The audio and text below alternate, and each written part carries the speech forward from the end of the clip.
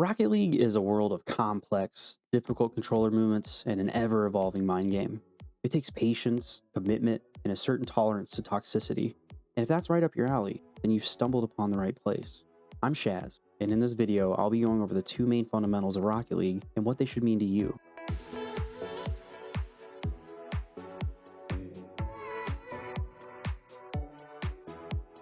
This video is mostly for newer players, but some of you veterans may find this content helpful. Let me know, but let's get on with it. The two main fundamentals are mechanics and game sense. So what are they?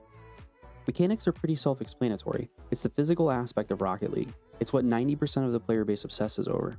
Mechanics are how well you move around in the Rocket League environment, the measurement of your ball and car control. So what are ball and car control, you ask? Car control is how well you manage your car on the pitch. It's subdivided between ground and aerial car control, and as you can guess, dictates how efficient you move around the pitch, both on the ground and in the air. Things you may have heard of that fall in this category: power slides, speed flips, half flips, wave dashes, air roll, recoveries, resets, cancels, stalls. The list goes on and on. Ball control simply is car control, but with the ball. And without good car control, it's improbable you're going to have good ball control. This includes shooting, dribbling, air dribbling, flicks, flip resets, ceiling shots, and a whole multitude of others. There are a lot of mechanics to learn, and most are very difficult and take a lot of time to perfect. They're also flashy, and a great way to show your opponent that you mean business, hence why so much of the player base is so attached to them.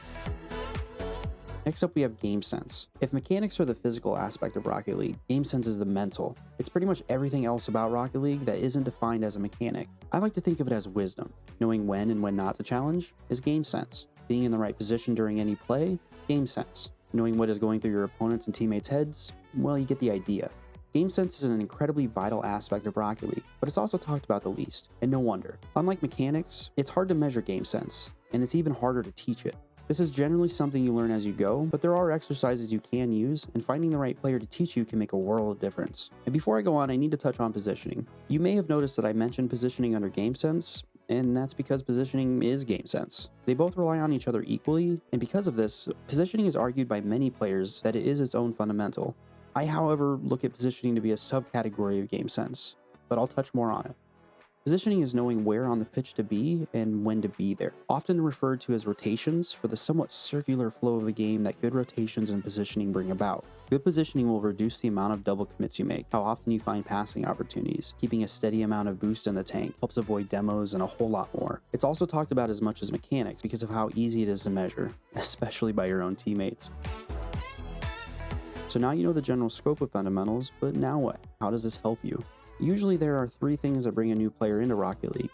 Your friends convince you to start playing, you watched an RLCS event, or you saw some sick freestyle montage. These different beginnings breed different players. If freestyling brought you in, you will most likely focus on mechanics and not care about the mental side of Rocket League. If you got duped into joining by your friends who have been playing for the last few years, then you'll be getting a crash course on game sense. And if high competitive play sparked an urge to hop onto the pitch, well, you'll need a healthy balance of both.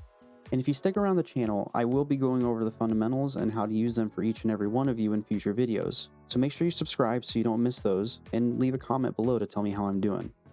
That's all I got for you guys today.